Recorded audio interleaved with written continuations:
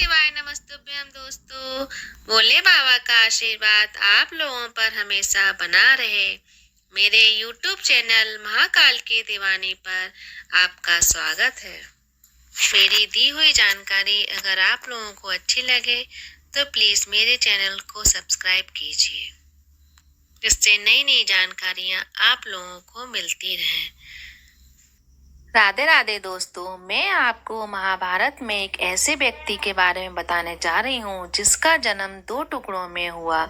वह कौन था, इसके बारे में आइए हम जानते हैं। मगध के सम्राट बृहद्रथ के 2 पत्नियां थीं। जब दोनों से कोई संतान नहीं हुई तो एक दिन वे महात्मा चंड कौशिक के पास गए और उनको अपनी समस्या बताई।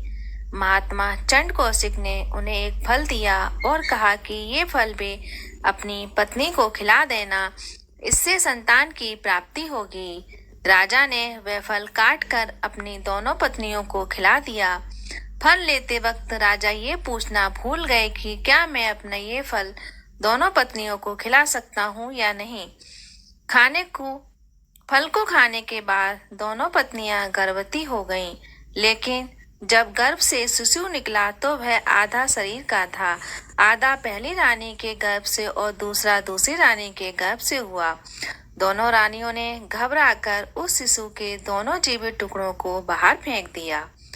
उसी दौरान वहां से एक राक्षसी का गुजरना हुआ। जब उसने जीवित शिशु के 2 टुकड़ों को देखा तो उसने अपनी माया से उन दोनों टुकड़ों को आपस में जोड़ दिया और वह एक शिशु हो गया। उसके एक होते ही वह शिशु दहाड़े मार मार कर रोने लगा। उसके रोने की आवाज सुनकर दोनों रानियां बाहर निकल आईं और उस बालक और राक्षसी को देखकर आश्चर्य में पड़ गईं। एक ने उसे गोद में ले लिया। तभी वहां राजा बृहद्रथ भी आ गए और उन्होंने वहां खड़ी उस राक्षसी से पूछा कि तुम कौन हो और तुमने ये कैसे कर दिया। राक्षसी ने राजा को सारा किस्सा बता दिया। उस राक्षसी का नाम जरा था। राजा बहुत खुश हुए। उन्होंने उस बालक का नाम जरासंध रख दिया, क्योंकि उसे जरा नाम की राक्षसी ने जोड़ा था। जरासंध की खासियत ये थी कि वह युद्ध में कभी नहीं मरता था। उसे अक्सर मल्ल युद्ध या द्वंद्व युद्ध लड़ने का शौक था और उसके राज्य में कई अखाड़े थे। वह श्री कृष्ण का कट्टर शत्रु भी था। श्री कृष्ण ने जरासंध का वध करने की योजना बनाई।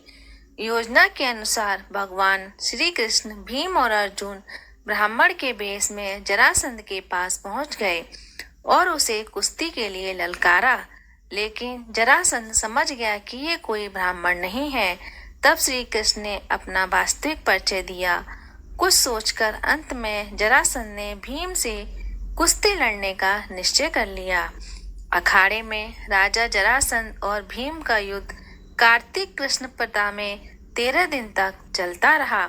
इन दिनों में भीम ने जरासंध की जंघा को उखाड़कर कई बार उसके शरीर के टुकड़े कर दिए, लेकिन वो जैसे ही टुकड़े करते तो टुकड़े जुड़कर फिर जीवित हो जाते और जरासंध फिर से युद्ध करने लगता। भीम लगभग थक ही गया था। 14वें दिन श्री कृष्ण ने एक तिनके को बीच में से तोड़कर उसके दोनों भाग को विपरीत दिशा में फेंक दिया। तब भीम समझ गए कि ये श्री कृष्ण इशारा कर रहे हैं, तो उन्होंने जरासंध को 2 फाड़ कर उसके एक फाड़ को दूसरी तरफ और दूसरे फाड़ को एक दिशा में फेंक दिया। दोनों जब विपरीत दिशा में हो गए तो वह टुकड़े जुड़ नहीं पाए। इस प्रकार जरासंध का वध हो गया। जरासंध का वध होने के पश्चात श्री कृष्ण ने उसके सभी कैदी राजाओं को स्वतंत्र कराया और कहा कि राजा युधिष्ठिर चक्रवर्ती पद प्राप्त करने के लिए राजसूय यज्ञ कराना चाहते हैं और आप लोग उनकी सहायता कीजिए। राजाओं ने श्री कृष्ण की बात मान ली। सभी ने युधिष्ठिर को अपना राजा मान लिया। अंत में जरासंध के पुत्र सहदेव को अभय दान देकर मगध का राजा बना दिया गया।